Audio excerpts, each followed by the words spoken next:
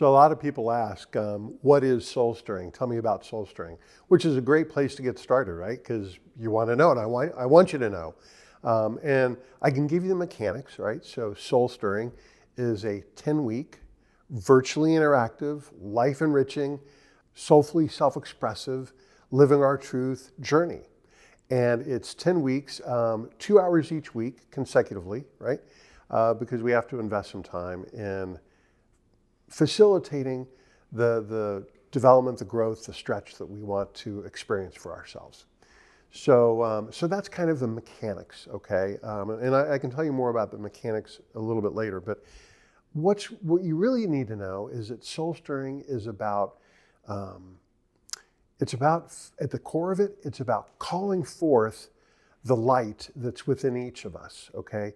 I fundamentally believe, and I know this to be true, and I believe it in my heart of hearts, we each have a spark of divinity within us, right? We each have a spark of divinity. And our work here on earth is to unwrap that spark and get it to shine as brilliantly as it possibly can in the world. That's our work. That's why we're here. However, as human beings, we're really good at wrapping it up. There was a presentation I gave some time ago that showed a firefighter with all the layers of protection to keep them from the heat of the fire, which is, in that case, really important. But human beings often live their life like they're a firefighter trying to protect the light that they have within themselves. And it's hard to get through. It's hard to have that light come through.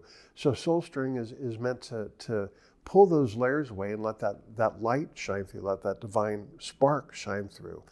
Soul stirring it's a spiritually grounded program. It's not religious. We don't subscribe to any particular religion, but we do subscribe to this spiritual sense, this spiritual reality.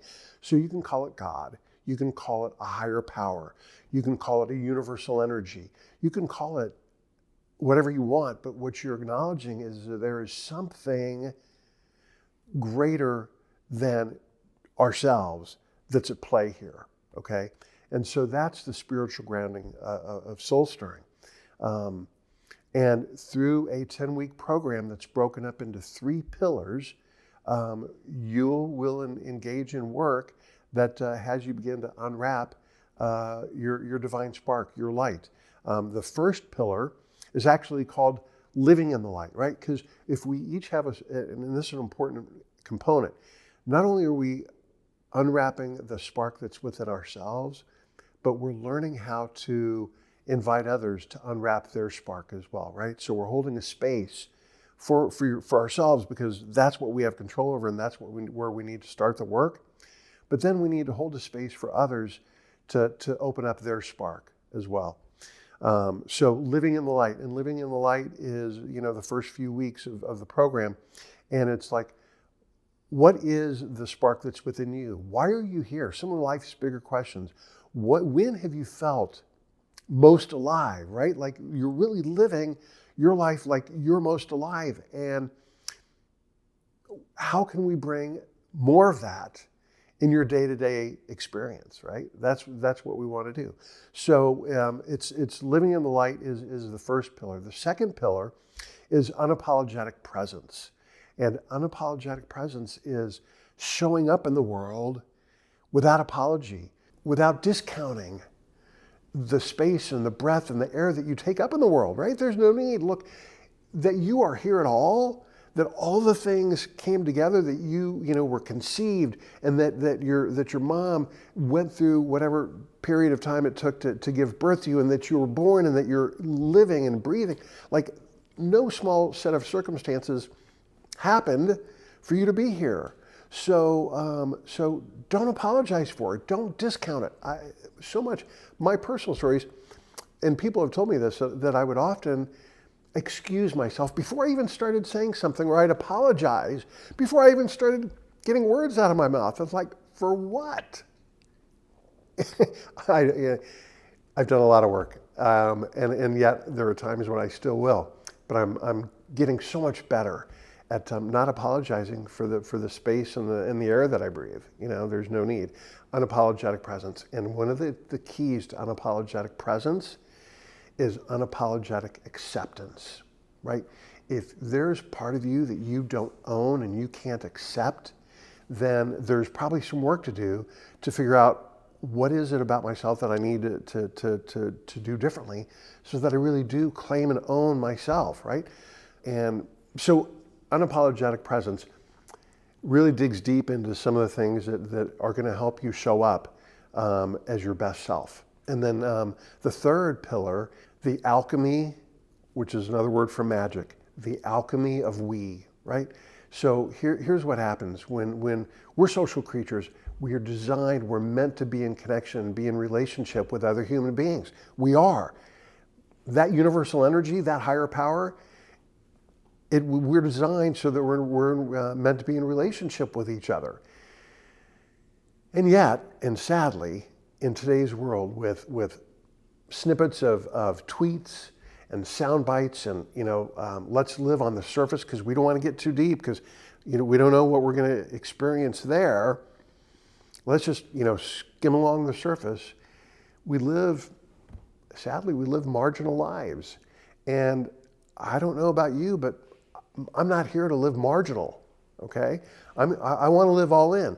It's taken me a lot of time and investing in myself to like say, I'm all in. And here I am, I'm all in. And when I'm in relationship with other human beings, in fact, this is what I believe, that the presence of that universal energy of God, of the divine, of a higher power is present when people are connected, really connected with each other, right? That's when the presence of God is there. When we're sharing with each other the best of ourselves. And sometimes the best of ourselves is what we think is the worst of ourselves, right? The parts that, I don't want to go there. I mean, I don't want to talk about my challenges or my troubles or my struggles. But we need to. In one of my other presentations, I would talk about cardiogram, right? An EKG. You go and you get an EKG and you get the dip, dip, dip, dip, dip, dip, dip, right? And so I use it as a metaphor for our experiences in life, right? We want to have the highs, right? Everybody wants to skirt along the high and they want to avoid the low, okay? But so many of us live to live a straight line. And you know what a straight line is? We're dead. We're dead. Straight line is dead. So we can't rob ourselves of the highs or the lows because that's life, right? So we have to figure out, we need to embrace a willingness to live that range, the highs and lows. Yeah, I want more highs too, right? I want more happy. I want more colorful. I want more vibrant. But I also know that it's also in the pains that I'm going to come to appreciate the highs. When it was just a little over a year ago, my mom passed. And that was tough. But it's made me a richer person because I know that pain. And I also know we're all going to go there. None of us are getting out of here alive. And I was there with her and took care of her, and I wouldn't trade it.